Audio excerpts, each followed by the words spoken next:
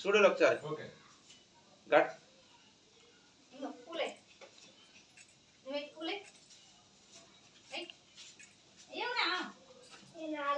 జై భీమ్, జై భీమ్.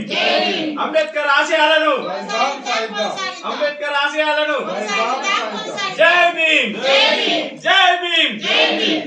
అందరు ఇట్లా పట్టుకోండి. అందరు అనాలే. భారత ప్రజలమైన మనము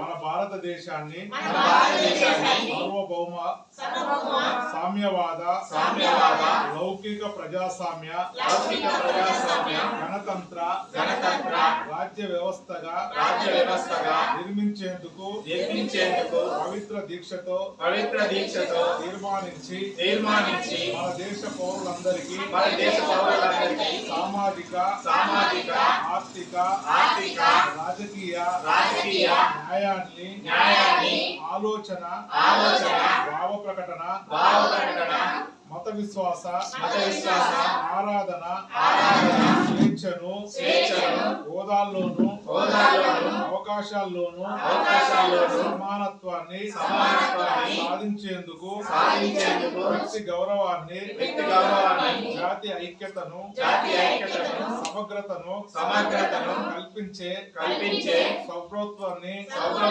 పెంపొందించాలని మన రాజ్యాంగ నిర్ణాయక సభలో 1949 నవంబర్ 26వ తేదీన